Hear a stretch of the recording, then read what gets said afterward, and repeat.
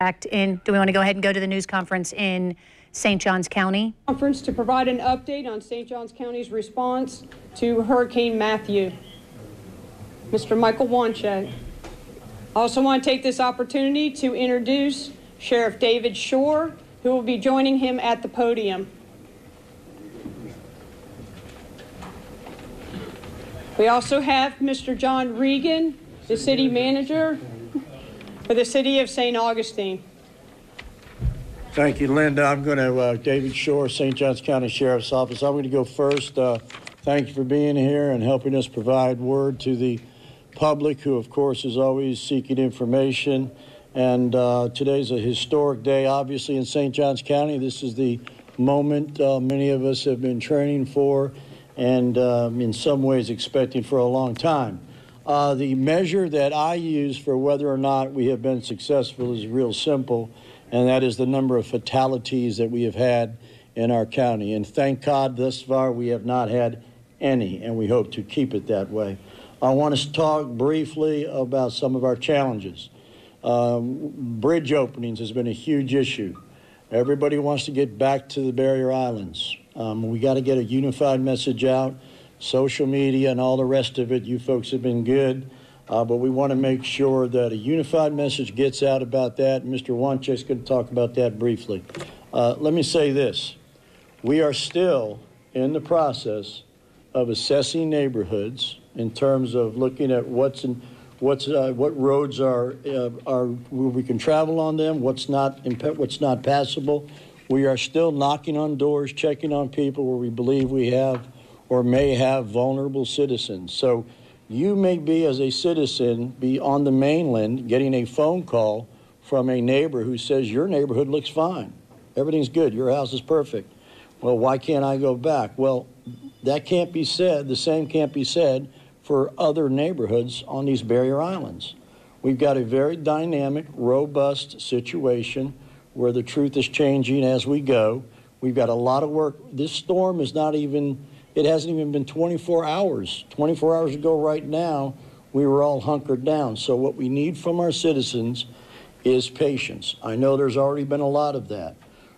Believe me, nobody wants to get on the barrier islands as much as I do. I chose to live on a barrier island, and my spouse is not going to be allowed to go check on our house, okay, until we get this stuff squared away. Mr. Wanchek is going to talk in a moment about when that may be, and I think you'll be pleased to hear some of that. But my message is this.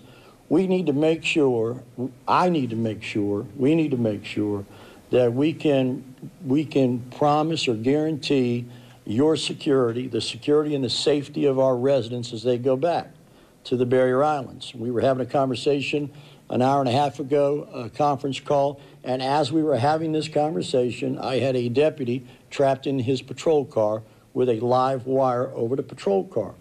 Okay, that's a risk that we accept and we deal with, and he's okay. We got that taken care of. That's what we don't want to see happen. The minute we open those bridges, our ability to move around and assess and provide safety and provide rescue diminishes significantly. We have a lot of elderly people that chose not to evacuate that we know are in need, okay? So that's our message from the Sheriff's Office today. We have been conducting nonstop 24-hour operations with our partners in the municipalities, the city beach, the city of St. Augustine, with our fire rescue folks at the county and the city, all with the one goal of doing what it takes to make sure that people are safe and that people can return to normalcy as soon as possible. We need to, now is the time that we need to come together altruistically as a community, be patient, help our neighbors, understand. Don't spread any information or share information unless you know or have a certain degree or a relative degree of certainty that it's accurate information. Okay, I'm going to turn it over now to Mr. Wanchek, our county administrator. Mr. Wanchek. Thank you, Sheriff. I want to emphasize a few points that the Sheriff made, as well as provide some additional information. First, as the Sheriff has indicated, we're less than 24 hours out from a Category 3 hurricane. a storm that is unprecedented in the history of St. Johns County, certainly the recent history. We're fortunate there are no storm-related fatalities within the county. Within our medical examiner's district, there has been one fatality in Putnam County due to a falling tree on a mobile home, but that is the only fatality that we are aware of. Preliminary storm assessments have begun. The numbers we're looking at now is we're looking at damage in the billions of dollars. Some of this damage is not as apparent because it's not structural. There are structures that are damaged, obviously, but we're looking at damage that is primarily flooding, coastal erosion, and damage to public infrastructure. So we're looking at a major storm with major damage that may not be readily apparent to the average resident. And for that reason, we need to be very pragmatic and careful as we respond to this storm. The coastline north of Volano Beach, downtown St. Augustine, and the area in and around Summerhaven were the hardest hit that we can tell at this point in time. That's where you're going to see most of the damage. We have had A1A wash over in a couple locations. Fortunately, no portion of A1A washed out. The road is felt to be intact. The Florida Department of Transportation is currently conducting some additional assessments before the full length is opened, but generally we're very fortunate that road is intact. We have opened up Ponte Vedra to citizen access. We've also opened up the city of St. Augustine to city access for that portion that's in and around downtown. We have not opened up, or the city has not opened up access to that portion in Davis Shores and that surrounding area. Okay, Anastasia Island remains closed. We're hoping perhaps sometime this afternoon, maybe 3 or 4 o'clock after we bring all our emergency management professionals together, we can make a determination to go ahead and open up Anastasia Island. But that has yet to be determined. Please follow us on Facebook, our webpage, the sheriff's social media, the city's social media for the most recent information. It's important to remember that we didn't come this far and bring our citizens through this storm to allow them to get hurt on reentry. We understand, as the sheriff indicated, the desire to get back to your homes. We have people in shelters in less than desirable conditions, but those people are alive today because of those shelters. We're being very careful as we reintroduce our citizens into these environments. It's important for them to understand that when they get there, they may be able to access their home. There's no guarantee of electricity, water, sewer service, or a lot of other public services. So please be aware as you re-enter the conditions you may be encountering. I believe that the partnership at the federal, the state, and the local level has served this community in an exemplary manner up to this point in time. We don't control these storm events, we just respond to them. But we have been following our respective emergency management plans and emergency support functions, and we're very proud of the status of this community at this point in time. And we believe if we continue to implement those plans through the next phases of this event, which are not going to be measured in days or weeks, but probably months and years, we will come out as a community in the best possible shape. So please hang in there with us. Please continue to follow the recommended advice of your emergency management professionals. They are trained, they are equipped, they're operating with the best available information that we have, and we're here to protect your welfare as well as the welfare of your family and the visitors to this community.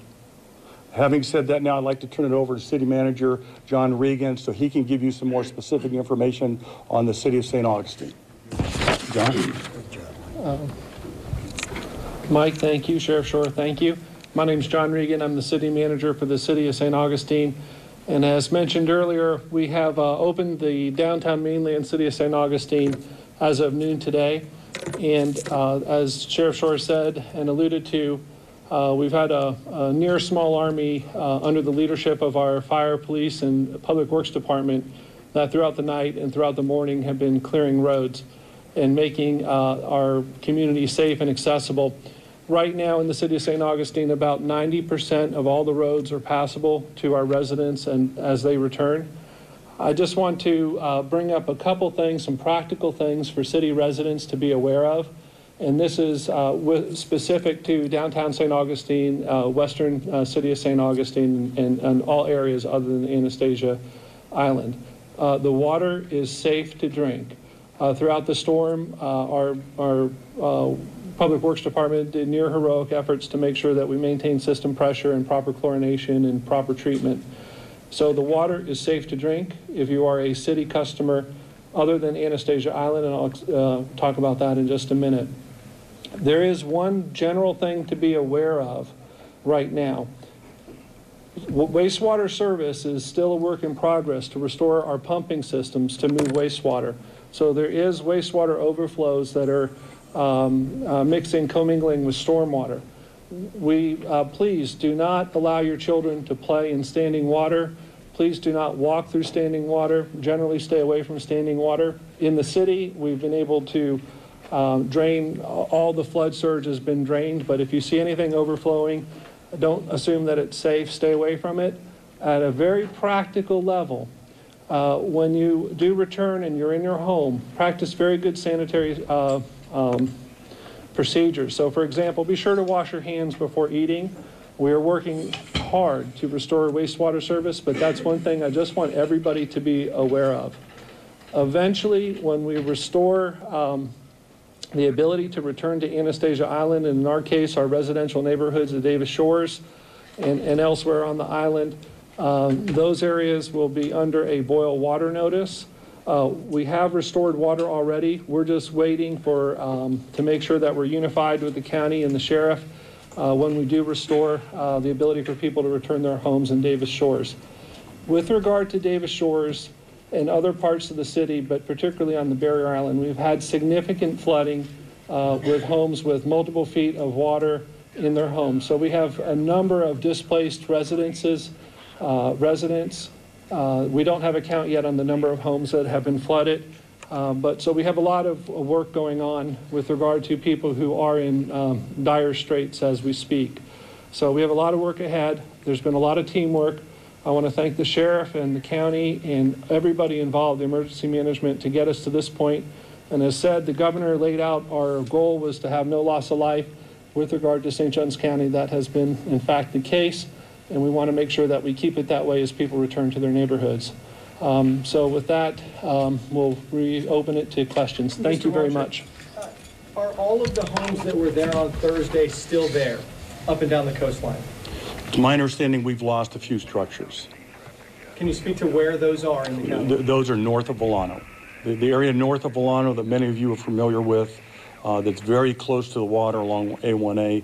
We've had several structures undermined very seriously. It's my understanding a few of them have been displaced. You said Ponte Vedra's back open. Is that in the entirety of Ponte Vedra Boulevard, or is there a portion that's still closed? Ponte Vedra in its entirety is open down to the beginning of the Guano. Okay, so. Can you clarify the $1 billion in damages? Is that just in St. Augustine? Are you talking about the state or in St. Johns County? The preliminary damage assessment was done for St. Johns County. It was in excess of $2 billion. Those numbers may change, but I'm just throwing those out, and I do that reluctantly, but I want people to understand, much like the sheriff said, this is a major storm with major damage. It's a large county. It's affected different portions of the county differently, and you may be residing in one portion of the county and wondering to some extent what all the fuss is about, and another portion of the county in a dire set of circumstances. So we're trying to emphasize the magnitude and the scope and severity of the storm.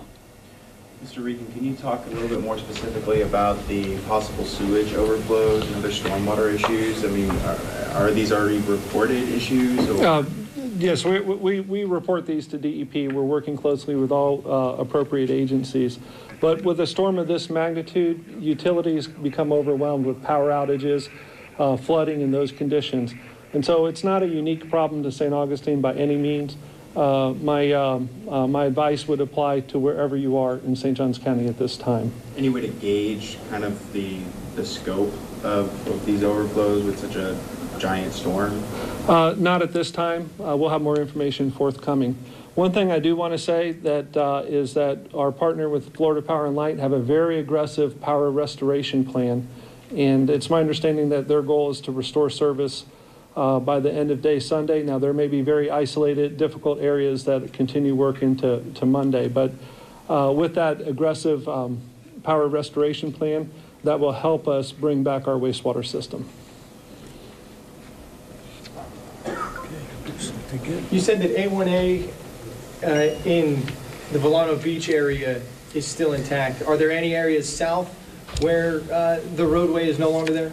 No, the road is fully intact along the length of the county. Some areas need shored up a little bit. We'd like to reevaluate them for a second or third time, but they're all intact. I know you guys are asking residents to be patient on the bridges being back opened. Is there any sort of estimated time when these people can expect to possibly go home? Well, I think that's what I was saying earlier, that we anticipate later this afternoon, sometime after 3 o'clock, we'll issue another statement whether you can access the remaining areas of the county or not. We want to be optimistic. Shands Bridge will not be open, okay? We've had our other bridges, our major bridge structures, 312, 206, St. Augustine's Bridge downtown. Those are intact. Those will be operational. They're safe. Shands Bridge is not. It's had severe undermining. To follow up what the city manager said as well, if you're in a St. Johns County utility area, if you're not sure what utility area you're in, if you're not sure if your water's contaminated or not, we're advising residents to follow boil water procedures, which is to boil water before consuming it at least 1 minute. We'll put out more definitive information throughout the day, but right now, when in doubt, practice the most safe procedures that you know possible. And again, we don't know what you're going to encounter when you go home, so just be extremely careful. The fact we're letting residents back into the community is a public service to some extent. If we had our way, we would probably wait a little longer, but we understand the urgency. We think these areas are safe, but there's no absolute 100% guarantee. I want to just switch gears for 1 second.